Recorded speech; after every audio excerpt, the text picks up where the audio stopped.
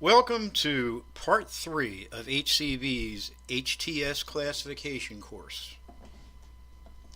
Here's an interesting classification example, a real-life example actually. A motorcycle company imported these electronic socks and needed to know how to classify them. Are they a textile sock or some sort of heater element?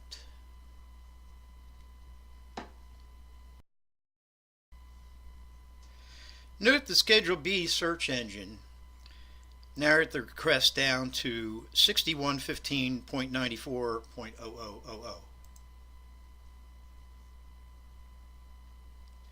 Because the key word is socks in the search and further defined as 100% wool, the search narrowed down to Chapter 61, specifically heading 6115. Looking at cross, binding ruling NYL 81571 issued in 2005 seems to describe exactly what we're trying to classify.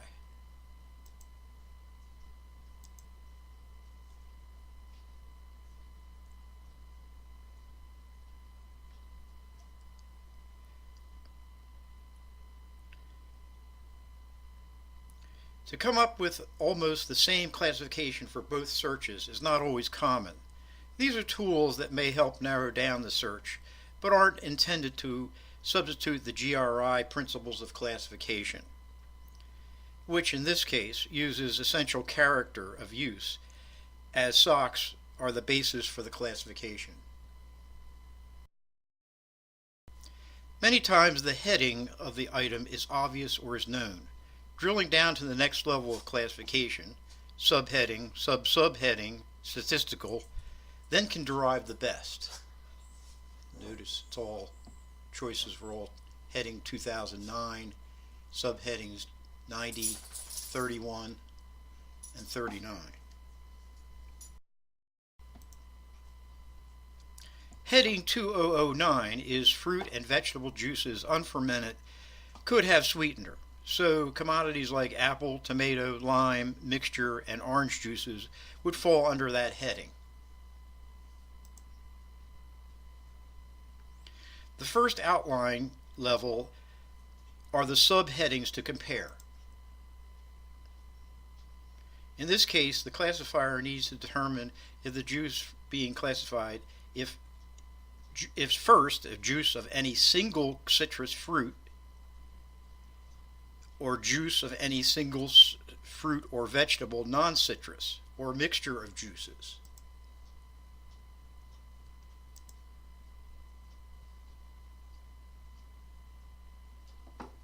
If the product being classified doesn't fall under that subheading, another choice needs to be selected regardless of the sub and statistical choices below the subheading.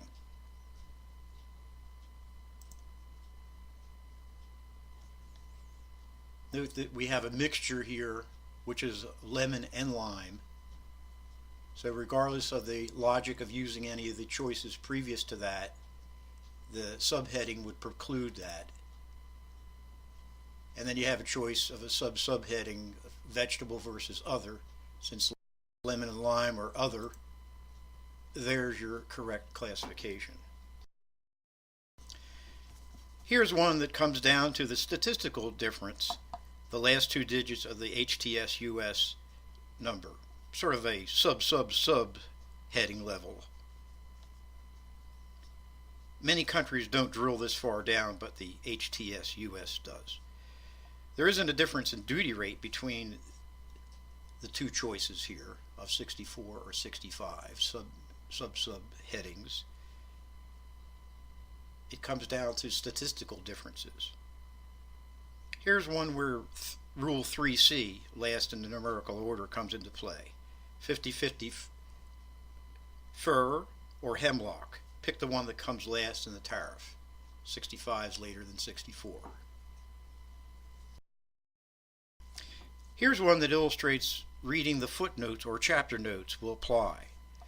The definition of what constitutes an antique is explained there, and the U.S. additional note cautions what can happen if the entry attempts to sneak this through upon the initial presentation of documents as qualifying as an antique. Almost 100 years ago.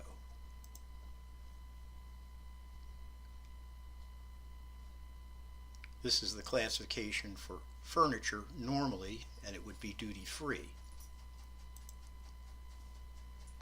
But there's more. The note says whenever an article is entered for sale under heading 9706, which is the antique category, and thereafter determined to be not over 100 years of age, a duty of 6.6% for articles subject to column 1, in addition to any other duty or penalty imposed on such article under the tariff schedule. So the answer turns out to be A, $660, because that's 6.6% of the value of $10,000. Here's one illustrating the importance of comparing at the same heading level and not getting influenced to classify under an apparent yet precluded prescription.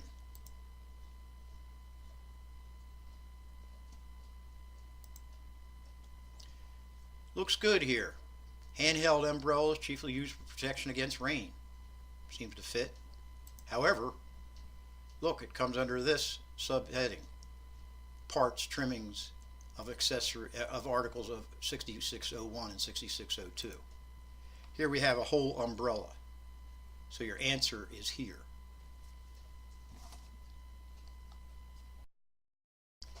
In the real world, multiple choices aren't available to the classifier.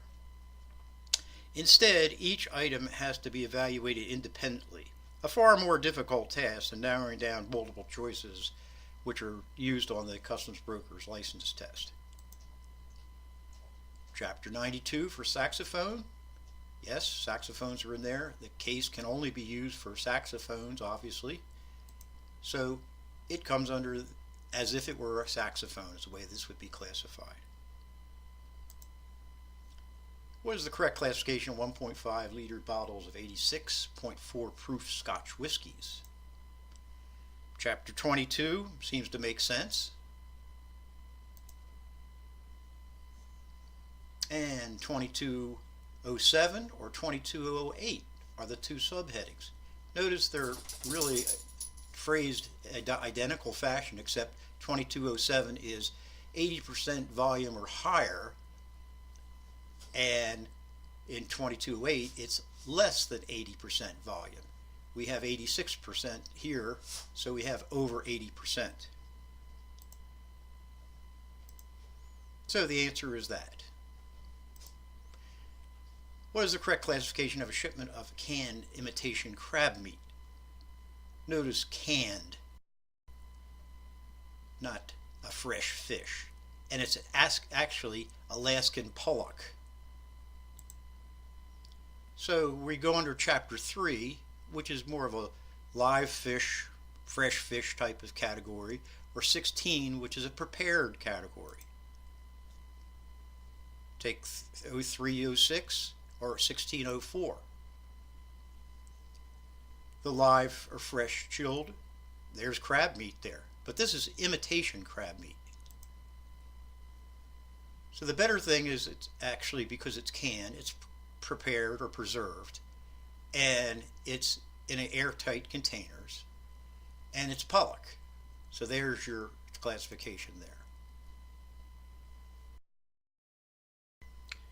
An importer or their customs broker, or an exporter or their freight forwarder, should have a systematic way of keeping track of the respective HTS or Schedule B classifications associated with each of the products involved for that customer.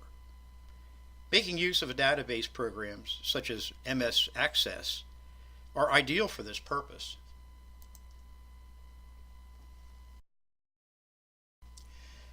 Here's an example of the part wizard, which is a way to keep track by product number or part number of all the associated information about that product. Part number could be that. Notice the description. Short descriptions usually preferable. And you can go into a little bit more detail here of the part description details. If it's hazardous, that would be shown there, and you get more information from there. If another government agency is involved, you have the PGA, which is participating government agency information, which goes into the PGA details, which drills down to even more information of how it's be classified under that government agency. The classification would come down here, and under that would automatically come up the SPI, in other words, if it's free under any trade programs, and the normal duty rate if it's not under one of the trade programs. And then there might be a reminder down here of issues that may have come up before where this particular product came in and it wasn't marked properly. Here's a screen from HCB's Import Wizard. Import entries can be monitored by the importer from pre-clearance to customs entry and release to post-entry activities. Here you have assign a shipment number to it. And what are your terms, your Incoterms? And these all come up to show which items are valued for the Incoterms involved.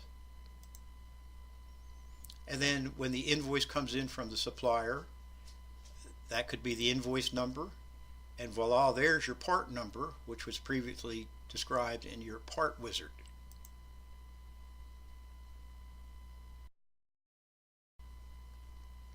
Hiring a conscientious customs broker should be evident if there are no to little post-entry issues.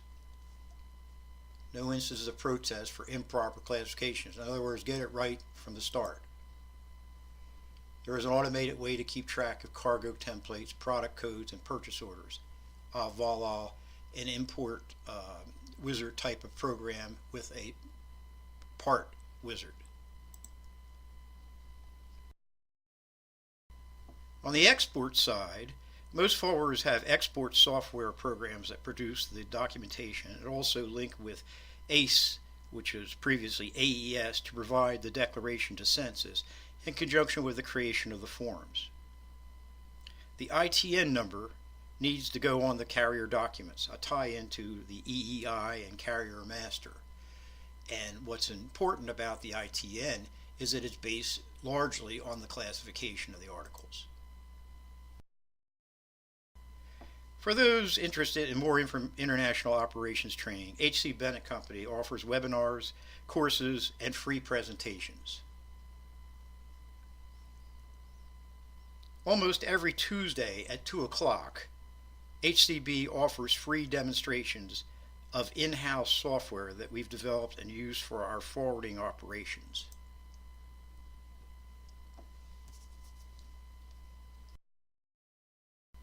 The 4 free presentations give demonstrations of our Import Wizard, which is used by importers to organize their importing operations, and the PO Wizard, which is complete PO management and export documentation software.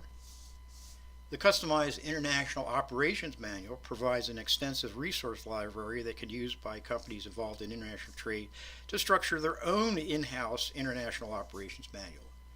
And the Proforma Maker can be particularly useful for exporters as a means to create a thoroughly detailed Proforma invoice.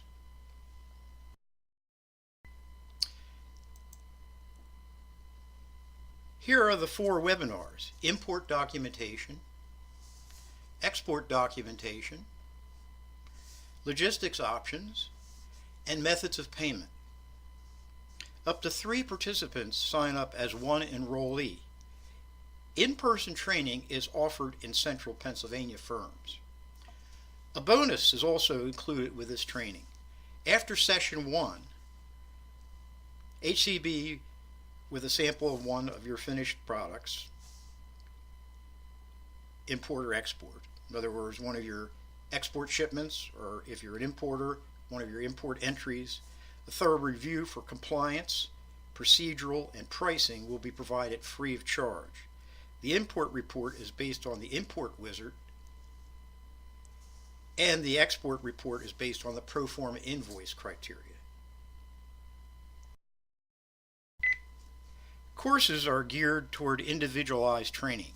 Up to 3 employees per company can be registered simultaneously as one registrant. In-person training is offered to Central Pennsylvania companies for a portion of the course syllabus. Course reading materials include a subscription to the International Operations Manual on the HCB Cloud. The import courses start with Customs Law, which is an 11 sessions course, and lead up to the Customs Broker's License Preparation course. The management of a Customs Broker Office Management and the Import Office Management are also part of the import training. The Supply Chain course provides a comprehensive 5-session study of the steps involved in an international transaction, from pro forma invoice to delivery of the goods. Individualized tutoring is available to employees of freight forwarding companies, while customs clearance tutoring covers the details from order issuance to U.S. Customs liquidation. We hope to hear from you. Course registration can be completely arranged through our website, hcbennett.com.